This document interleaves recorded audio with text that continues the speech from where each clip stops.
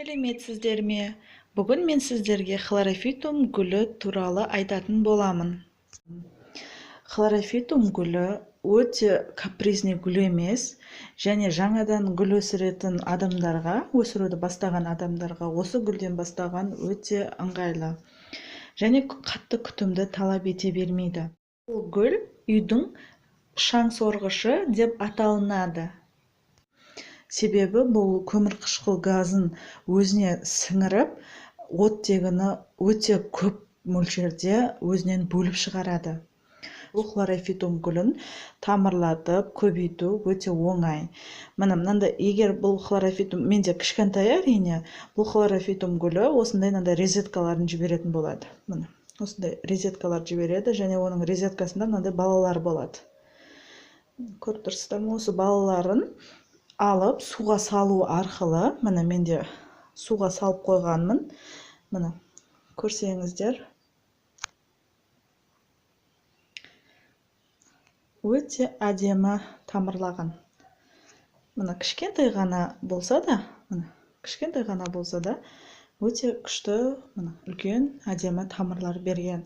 Бұл уже менде тамырлады. Міне, қалай тамырлаттыңыз деп сұрайтын адамдарға, міне суға тамырлаттым, және суын мен ауыстырған жоқпын. Көріп тұрсаңыздар, суы өте жасыл болып кеткен. Суын ауыстырған жоқпын. Суын қайта-қайта ауыстырып тұратын адамдарға ол тамыр шіріп кетеді. Сол себепті суды көп ауыстырмағандарыңыз дұрыс. Бұл жарықты жақсы көретін гүл. Жарық сондай оңтүстік терезеде тұрса өзін жақсы сезінеді. Және бұл ылғалдылықты жақсы көреді. Ылғалды, су бүркіп тұрғандарыңызды өте жақсы көреді. Бұны су бүркіген кезде көп гүлдердің ортасына түсіп кетсе, түбі шіріп кетеді деп айтып жатамыз ғой. Бұл гүлге ол қатысты емес. Бұл гүл өзін жақсы сезінеді ылғалдылықта. Және жарық сүйгіш. Не себепті олай деп айтамын? Менде бұл гүл былтырдан бері бар.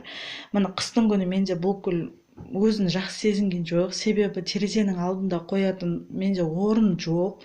Сол себепті бұл көлеңкелі жерде тұрды. Сол себепті мына жасыл болып кетті жапырақтары. Міне. Мынандай негізі, мынандай шеті ақ, мынандай узорный болады ғой, осындай болу керек негізі бұл гүлдің несі. Жарықта тұрса. Ал менде жарықта тұрған жоқ, күн сәулесі түспейтін жерде тұрды, және батарейканың жанында тұрды. Сол себепті міне көріп тұрсаңыздар, ұштары міне қурап, міне көбісінің ұшын кесіп тастағанмын. Бірақ міне көктем шыққалы мен бұны жарық жерде қойып жүрмін. Сол себепті міне көріп тұрсаңыздар, өте әдемі жапырақтарын шығарып жатыр. Және мына гүлді мен терезенің алдынан бір бұрыш тауып, осы стаканға суға қойған кезде, терезенің алдына қойған болатынмын. Сол кезде көрсеңіздер, міне суда тұрса да жапырақ шығарған, және ала жапырақ шығарған. Ал мыналарының барлығы, қалғандарының барлығы жасыл, кәдімгі жапырақ болып қалған, узорсыз. Себебі бұл жарық жерде тұрған жоқтың белгісі. Сол себепті бұны жарық жерге қоюдан қорықпаңыздар, және ылғалдылығын жақсы сақтаңыздар. Су құйғанда бұның суын жартылай топырағы кебе бастағанда су құя берсеңіздер болады. Қатты кептіріп жібермеңіздер су құю кезінде. Және әр үйде осындай бір-екі гүл болу керек. Бұл гүлді мен негізі көбейтпеймін, менде үйге сыймайды. Гүлдерді көп көбейте бермеймін. Жай ғана мен сіздерге міне осыны қалай тамырлату керек, қалай деп сұрап жатады, мысалы. Сол кездерге түсінікті болсын, көрінсін, мен қалай көбейтемін деп осыны қазір мен кішкентай горшокқа отырғызатын боламын. Пересадка жасауын көрсетемін. Егер қалай топырағын горшогын ауыстыратыным сіздерге қызық болса, менімен бірге қалыңыздар. Біріншіден ескі горшогынан осылай топырағын жұмсартып аламыз.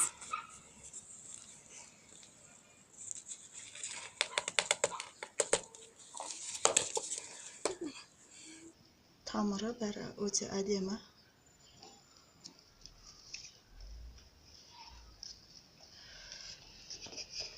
Осы гүлді мына горшокқа отырғызатын боламыз. Мынадан сәл ғана үлкен. Және оған мен топырақ дайындап қойдым. Өзінде топырағы өте жұмсақ,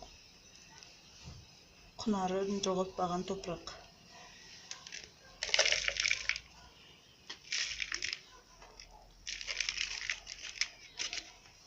Өлшеп көреміз. Ортасына туралап.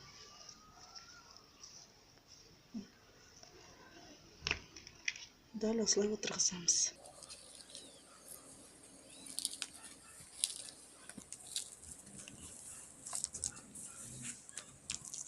Бұл құнарлы топыраққа отырғызылғаннан кейін бұған удобрение 1-2 ай құюдың қажеті жоқ. Себебі жаңа топырақтың құнары жақсы.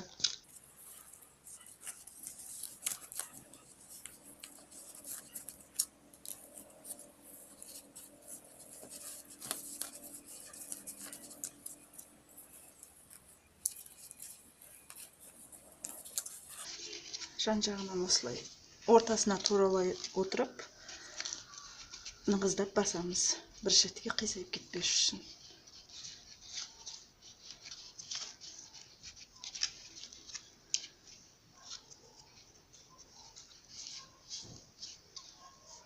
Мінекей осылай отырғыздым. Бұған суды 1-2 күннен кейін құямын. Себебі мына топырақтың өзі ылғалды. Мінекей мен жаңа тамырлатқан хлорофитум гүлін мен отырғызайын деп отырмын. Міне. Бұны мен мынандай кішкентай ғана горшокқа отырғызамын. Және бұның астына мына керамзит салдым, дренаж ретінде болсын деп. Және менде арнайы дайындалған топырақ бар. Бұған кәдімгі қойдың көңі, универсальный топырақ қостым, және жердегі кәдімгі сары топырақты қостым, и перлит қостым. Кішкене ғана құм қостым. Міне, өте жұмсақ, көріп тұрсыңыздар, өте әдемі топырақ. Осыған мен отырғызатын боламын. Міне, осылай отырғызамын. Қазір отырғызып болып, мен сіздерге көрсететін боламын. Мінекей мен отырғызып болдым. Көрсеңіздер, мен осылай отырғыздым. Және мына стакандағы суын мен өзіне құямын. Себебі осы суға үйренген бұл. Және топырақ өте ылғалды, тек осы суды ғана құямын. Және азайып, су құйған жерім азайып кетсе, су құйғанда топырақ отырады, сол себепті осылай үстіне қосып қоямын топырақ. Мінекей. Және көп адам менен сұрап жатады, сіздерге жауап ретінде болсын, көң дегеніміз не, ол қалай деп. Ол қойдың немесе жылқының тезегінің 1-2 жылдық шіріндісі. Былайша орысша айтқанда биогумус деп аталынады. Оны егер міндетті түрде емес, мал өсіретін жерлерде ғана болады деген. Оны гүл сататын магазиндерде сатады. Міне мен сатып алғанмын. Бізде мал өсірілмейді, сол себепті міне мен сатып алғанмын. Осылай өте таза. Осындай биогумус. Біздің базарларда гүл сататын магазиндерде сатылады. Қымбат емес. Бір средний горшогы 50 теңге. Мен 4-еуін алғанмын. 200 ғана теңге болды. Осылай отырғыздым. Назарларыңызға рахмет. Егер видео ұнаса, лайк басыңыздар. Каналға тіркелуді ұмытпаңыздар. Сау болыңыздар.